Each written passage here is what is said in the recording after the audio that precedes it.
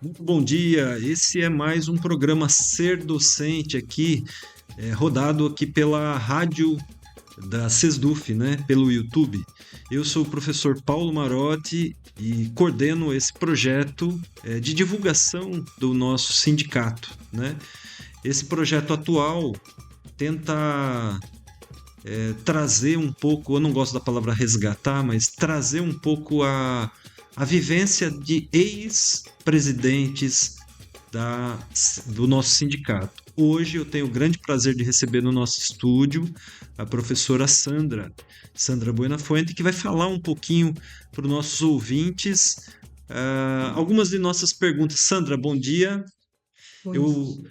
eu vou pedir para você falar um pouco, se apresentar. Por favor, Sandra. Oi, Paulo. Bom dia. É um prazer estar aqui. É uma honra, né, poder trazer essas vivências. Eu sou Sandra Buenafonte, professora aposentada hoje do Departamento de Economia. Então, a minha passagem pela SESDUF se deu em dois períodos, 2012 a 2014, como secretária-geral, e 2014 a 2016 como presidente. É, Passei por dois momentos, esses dois períodos, essas duas gestões, elas passaram por representam momentos bem críticos para a nossa categoria. Quando nós entramos na SESDUF, em 2012, o professor Edson era o presidente, nós tínhamos saído da greve de 2012, né?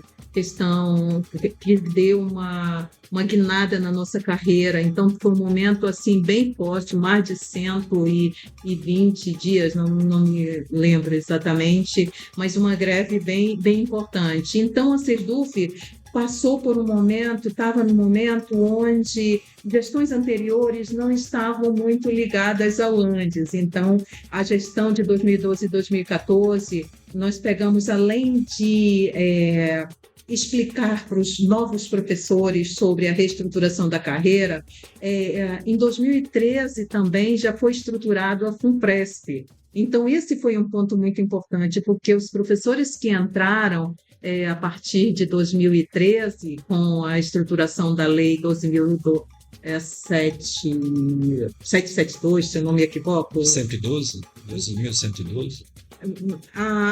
da reestruturação da carreira, Isso. não me lembro agora o número, mas ela é de 2012. E então, essa lei vulnerabilizou muito a carreira dos professores, a questão da previdência. Então, os novos professores já entraram. Enquanto nós lutávamos na greve de 2012 pela reestruturação da carreira, pela questão de financiamento, a própria autonomia, né, da universidade, todas essas questões, a lei que veio depois, ela desestruturou ainda mais a carreira. Então, nessa gestão, como secretária-geral, nós tivemos um desafio muito grande, além de reestruturar o sindicato com relação às questões de repasse financeiro para o Andes, as questões de arrumar a casa internamente, a questão financeira. Nós tivemos uma atuação muito forte com os professores que estavam entrando. Nós queríamos trazer os professores para o sindicato e conversar com eles sobre que tipo de carreira eles estavam enfrentando, como era a mudança. E esse foi o desafio. Nós estruturamos SESDUF Dinâmica, nós conversávamos com os professores nos centros, nos campi, e houve um processo de sindicalização muito grande, aumentou bastante esse processo. Então, imagina, 2012 a 2014, aquele processo assim, o segundo período do governo Dilma, nós estávamos com uma crise de financiamento muito grande na universidade, aí nós tínhamos que trabalhar também com a estruturação interna. Com essa lei, internamente, ela estava sendo regularizada. a questão da carreira do professor, para professor titular, a questão dos concursos e todo esse momento aí. Uma questão muito importante que deu condição de agirmos melhor e conversar com os professores e trabalhar essa questão assim um pouco com mais profundidade, é que eu já vinha como ex-diretora de um centro e eu fui candidata a reitora em 2011. Então, eu trazia essa experiência muito forte, tanto da questão da gestão administrativa, a atuação na greve de 2012 e também o projeto de universidade que eu defendi era o projeto do Andes, né? O fortalecimento da universidade pública gratuita e socialmente referenciada nos moldes do que a gente lutava. E com isso também eu atuava nos conselhos superiores, tanto no CEP como no CUNE. Então eu atuava no nível da gestão interna e também fazia esse diálogo com o nacional e toda essa questão que envolvia a estruturação da carreira, a proximidade com os professores. Então, foi muito importante esse período. Agora, quando eu fui presidente, aí esse foi um período mais difícil. A conjuntura nacional com o impeachment, o processo E de foi quando 2014 a 2016. Então, nós tivemos a maior greve da história, que foi quase 139 dias, 2015. E nesse período, nós enfrentamos um desafio muito grande, porque, além de que nós trouxemos muitos professores para se sindicalizarem, porque esses novos professores já entraram com uma carreira precarizada, sim, então era muito mais, não fácil, mas nós tínhamos mais instrumentos para mostrar para eles que eles precisavam lutar e qual era a condição do sindicato nesse contexto. O problema do financiamento, a questão salarial, a questão da estruturação da carreira, a mercantilização da universidade, público-privado, essas questões que chamavam o professor para fora da universidade, porque era muito atrativo, o mercado dava as políticas públicas para a educação pública, para a universidade, em vez de fortalecerem o caráter público que os princípios do Andes defendia, ao contrário, ela fomentava o professor buscar fora da universidade, buscar outros mecanismos para que ele pudesse ter um nível de qualidade de vida e dignidade na sua profissão. Então, isso a gente lutava contra esse processo de mercantilização e o produtivismo também. Muitas questões ali estavam acirradas e era o que a gente lutava. E essa greve de 2015, ela foi muito impactante porque, apesar de que aumentou quase em 100% o número de sindicalizados, quando nós entramos em 2012, na gestão do professor Edson, eu como secretária-geral, nós tínhamos cerca de 200 e tantos professores, mas a maioria desses professores, professores antigos, atuantes, professores que realmente fundaram esse sindicato. Então, esses professores, eles tinham essa base muito forte para lutar e para dar apoio. No entanto, os outros professores que entraram foi por essa outra condição de desestruturação da carreira, por uma política interna do sindicato que realmente a gente foi buscar e conversávamos sobre os direitos, o que estava sendo vulnerabilizado para eles, e nós atraímos muitos professores, mas tinha a questão também da Unimed, do plano de saúde, que atraía. E nós sanamos as contas praticamente com relação à Unimed. Mas a Unimed começou Não, antes. a Unimed começou praticamente no começo do sindicato, creio que na gestão primeira do professor Paulo, que ele foi um dos presidentes logo no começo, e parece-me que foi ele que estruturou. E era um contrato muito bom. Então, os professores chegavam, por isso que a gente não tinha muito essa atuação. As assembleias vinham e tal, elas eram mais atuantes quando era um movimento mais forte e tudo. Mas, normalmente, o sindicalismo teve, desde Fernando Henrique Cardoso, já teve essa baixa aí, e eles conseguiram fazer com que a atuação no sindicato representasse algo que não era representativo do professor pesquisador estar lutando, panfletando, essas questões. Então, nós tivemos isso. Mas uma coisa muito importante nesse período, que foi o impeachment da Dilma, e mais ainda esse processo de acirramento, de polarização, todas essas questões, nós tínhamos um lado de professores que iam para as assembleias para lutar contra, para voltar às aulas. Nós tínhamos uma política também que foi muito forte, a própria gestão da universidade à época, o que a gente conseguia no sindicato, o que a gente conseguia nas assembleias, íamos para os conselhos superiores, a gestão superior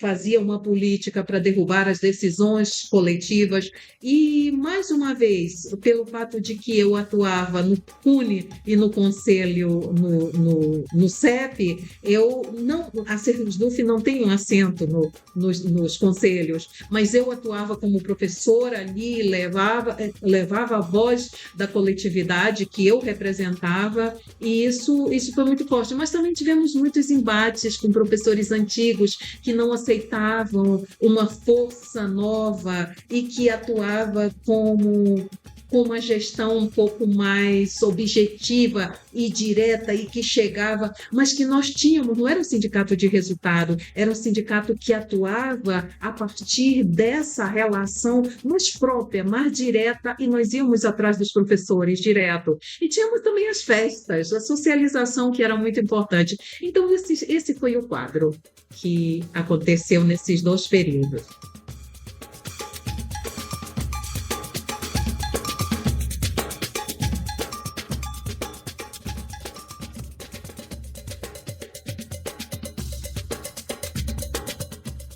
Tá, Sandra. Putz, que legal, hein? É, Te agradeço muito esse tempo seu aí para conversar com a gente. Olha, eu vou fazer a seguinte pergunta a ti. Como você vê o movimento na sua época de secretário e presidente e hoje, né? Diferenças. Poderia citar algumas? Sim. Por favor. Então, importante a gente ver as diferenças, né, do movimento de antes e hoje. Embora não esteja tão atuante hoje, mas uma das coisas assim que eu recordo, inclusive, que caberia, é um adendo à primeira pergunta, é sobre o CONAD, que nós trouxemos o segundo maior evento do Andes aqui para Roraima. E também eu participei da direção nacional do Andes, e essa minha participação, trabalhando ali com as resoluções em nível nacional, contactando com professores de todo o Brasil e tendo organizado o evento CONAD aqui em Roraima, em Boa Vista, na Universidade Federal, mostrou que também nós temos condições e organicidade para trabalhar essas questões amplas também e na integração em sintonia com o movimento nacional. Então, uma das coisas que eu via, já respondendo à sua pergunta, uma diferença, lembrando aquele momento, é que 2012 a 2016, o movimento era mais orgânico e coletivo. Nós tínhamos ainda uma participação mais expressiva dos professores mais antigos que fundaram o sindicato, que conheciam a universidade por dentro, que os professores históricos e que construíram também essa universidade e lutavam com muita força também pelos direitos dos professores, pela nossa carreira, e esses professores sempre estavam presentes. Mas também tem uma outra questão. Quando a gente atraía os professores novos também, que foram muitos que vieram para o sindicato, o próprio poder de fala e de conhecimento desses professores também afastava esses professores que estavam entrando no sindicato, porque na realidade eles não tinham ainda toda aquela formação e muitas vezes se sentiam intimidados. E isso que eu lutava contra. e tinha, assim, até imposição. Eu dizia que era tudo bem, não vamos parecer como os donos do sindicato, mas nós temos que atrair esses professores, nós temos que saber como trabalhar com essa questão, justamente para somar. Então, a diferença era, antes tinha um movimento coletivo mais orgânico, com participação de professores históricos, e hoje, o que eu vejo hoje é que existe uma diferença com muitas outras possibilidades. Hoje, as pautas, elas são mais integrativas, a questão de gênero, as questões ambientais, a desigualdade, a questão da homofobia, contra a homofobia, todas essas pautas mais inclusivas, elas estão sendo tratadas no movimento sindical de uma forma muito intensa e muito forte e necessária. Então, a diferença que eu vejo de antes e agora é que houve um amadurecimento com relação a essas pautas, sem deixar de ser tratada a luta coletiva, a reestruturação da carreira, dentro dos princípios que se luta por uma universidade pública e gratuita, mas há muitas outras possibilidades que é uma integração, que pode haver uma integração e que está havendo uma integração e que isso gera uma força diferenciada. Eu vejo possibilidades muito boas nessa integração, mas sempre vai ser um desafio, porque muitas vezes tem aquele saudosismo de que antes, no meu tempo, era isso, agora vamos tratar dessa maneira. Não, eu acho que tem que haver essa integração e nós temos que lutar sempre por dinâmicas diferenciadas, entendendo o contexto atual também.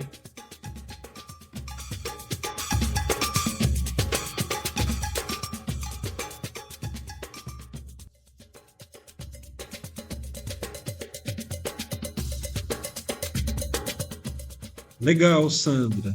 Então, ó, vou te fazer a seguinte pergunta, hein? O que você, como uma ex-presidenta da SESDUF, falaria a um professor ou uma professora que chega aqui na universidade visando sensibilizá-la para o processo de sindicalização e participação do nosso sindicato? Por favor. Bem, a aproximação com os novos professores que estão chegando na universidade, a partir da experiência de como a gente fazia essa aproximação, era perguntando para eles o que eles conhecem já da universidade e como é que eles veem a defesa dos direitos deles, se eles se conhecem, se têm consciência de como a carreira deles está acontecendo, está se desenvolvendo, e se eles têm consciência do como o sindicato pode lutar por eles para que eles tenham uma carreira digna e para que a universidade pública ela possa seguir com qualidade e dando dignidade para os seus professores e contribuindo para a sociedade. Então, Paulo, a aproximação com os professores é colocando para eles o papel do sindicato, sobretudo como ele defende a universidade pública. Então, a partir do momento que ele conhece o funcionamento da universidade, como é a perspectiva e as possibilidades que ele tem de ascender na carreira, no desenvolvimento da carreira, ele tem que ter consciência que ele deve lutar e defender o coletivo. Então, quem defende o coletivo, quem defende a dignidade do professor, do trabalhador, salário, carreira, todas as condições, liberdade de cátedra, tudo é o sindicato. Então, é muito importante que o novo professor que chegue, que ele possa ir se sindicalizar.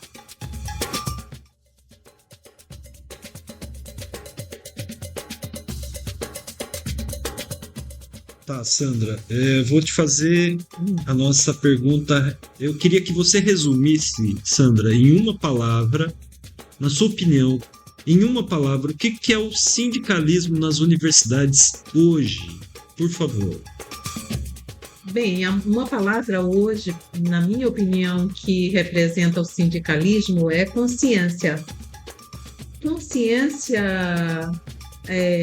da realidade, que nós estamos da realidade política, consciência de que nós somos trabalhadores, aí envolve algo mais amplo que a consciência de classe, consciência para resistir aos ataques de todos os lados, consciência para defender a nossa categoria de uma forma digna e justamente uma consciência para a gente defender a universidade pública gratuita e socialmente referenciada, porque sem consciência do momento, da situação que nós estamos vivendo, não há resistência.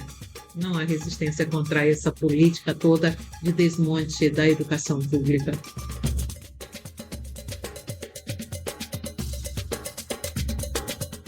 Sandra, para fechar, eu queria te fazer uma pergunta que é a seguinte: como você vê o futuro da nossa universidade pública gratuita e de qualidade, por favor? O desafio da universidade, eu entendo que está em reconectar o conhecimento ao território e às pessoas. A universidade pública, ela tem que ter essa vocação local também. E foi o que eu sempre defendi para a universidade, essa democratização, essa integração com o próprio sentido da universidade, né? Que é passar o conhecimento, interconectar esse conhecimento com as pessoas a partir da atuação, da sua missão, dessa integração com o território e com as pessoas. E no caso da universidade aqui, na UFRR, foi o que eu sempre defendi. Sempre defendi que os professores e que as políticas, mesmo ela sendo nacional, mas que os projetos políticos pedagógicos, que os cursos, que eles tivessem muito essa atenção e essa reconexão com a realidade local. Por exemplo, no meu curso de economia, eu lutava sempre para que o projeto político pedagógico ele integrasse essa vocação regional, essa questão que envolve a diversidade social, ambiental, as questões indígenas, as questões que envolvem a socioeconomia diferenciada, e que os nossos alunos eles pudessem ter essa consciência de como esse conhecimento, a partir da teoria, como eles podiam desenvolver esse conhecimento e contribuir para o desenvolvimento da sociedade, mas partindo do nosso chão, partindo da nossa realidade, do nosso território. Nós somos uma universidade que tem presente quase todos os biomas, né? Está no bioma Amazônia e tem presente muita diversidade dentro desse bioma. Então, é importante que a gente possa trabalhar com o conhecimento, mas que ele tenha essa função local, conectando as pessoas ao território. Então, a função da universidade pública, que ela possa integrar o indígena, o quilombola, o ribeirinho, integrar toda essa diversidade e venha a somar com todas as possibilidades que ela tem. Então, é isso, reconectar o conhecimento ao território e às pessoas. Esse é o principal desafio da universidade pública para ela se manter. Isso que temos que reivindicar sempre.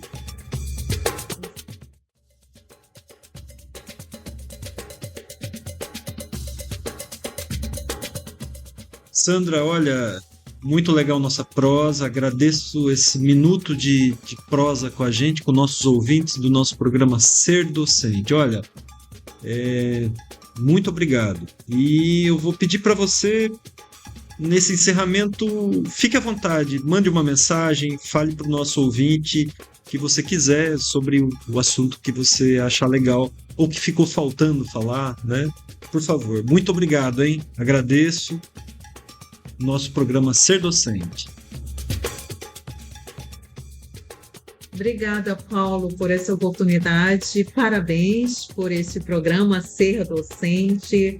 Uma oportunidade importante para que a gente possa dialogar com os novos professores, mostrar também a nossa vivência. Hoje, como professora aposentada, eu posso passar, assim, vem um filme na minha cabeça de quando eu cheguei aqui e de um propósito que eu tinha sendo professora, pesquisadora da Universidade Federal de Roraima. Então, uma das coisas que sempre me acompanhou foi a continuidade com a construção do que eu acreditava, que era a defesa da educação pública de qualidade.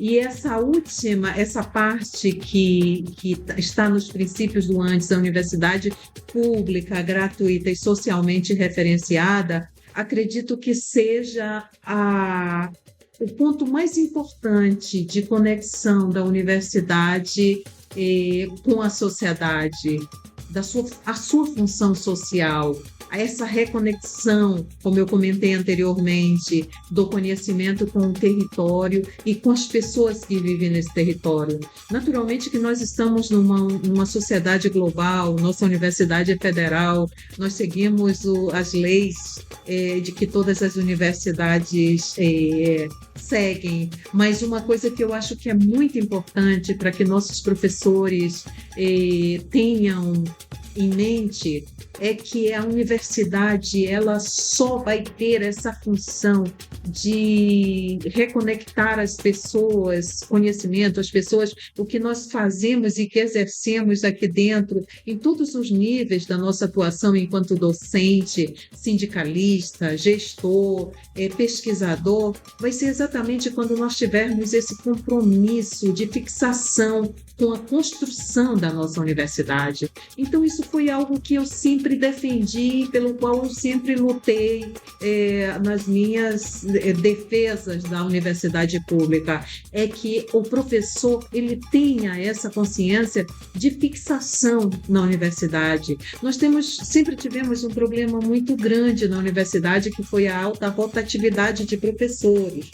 O Departamento de Economia passou muito por isso e muitos outros departamentos da universidade. Naturalmente que nós precisamos de professores de fora, nós precisamos de professores qualificados e não é um discurso de discriminar o que vem de fora, mas sim privilegiar o que constrói internamente com compromisso uma universidade que valoriza o chão, que valoriza o território, que valoriza os saberes locais, que constrói a sua história voltada para dentro, conectada também com o que vem de fora. Isso, na minha percepção, a Universidade Federal de Roraima só vai manter esse encaminhamento, desse compromisso com a construção de um Estado, com a sua vocação locacional, com as suas especificidades, sendo uma universidade da Amazônia, numa tríplice fronteira, quando os professores e os pesquisadores daqui, nossos alunos que se formaram e que nós já temos muitos alunos. Eu fico muito feliz quando eu vejo um ex-aluno, mestre, doutor, professor, pesquisador, e construindo essa universidade com toda a força do que ele se formou, do que ele vivenciou e do que ele quer para os filhos dele, do que ele quer para o estado dele, do que ele quer para as raízes dele, do que ele quer para os povos indígenas, do que ele quer lutando contra a expansão do agronegócio, do que esse professor pode defender quando ele vê que o nosso Estado passa por todo esse processo de violência com xenofobia. Nós temos a questão da migração, nós temos a questão, o próprio curso Educação no Campo, o Insiquirã, são cursos muito importantes que exaltam essa vocação da universidade para que ela promova um desenvolvimento integrado com a universidade, conectado com o território, conectado com as pessoas diretamente. Então, para mim, esse programa é a oportunidade também para que a gente possa dialogar, expressar a nossa vivência, a nossa formação, o que veio a partir da nossa formação, de 32 anos de universidade, sendo da Amazônia, mesmo tendo estudado nas maiores universidades universidades da Europa e tendo possibilidade de ir para outros centros, eu escolhi ficar, eu escolhi construir essa universidade juntamente com outros professores também que estão aqui, que têm compromisso. É muito triste a gente ver professores vindo de fora simplesmente com trampolim para concurso. Não, são bem-vindos todas as pessoas porque têm direito. Nós não estamos, não é esse lado, mas que as pessoas tenham um compromisso com esse chão, compromisso de construir uma universidade pública socialmente referenciada, mas referenciada com o que realmente conecta com a realidade, do que faz crescer, do que faz estruturar, do que faz desenvolver no maior sentido da palavra.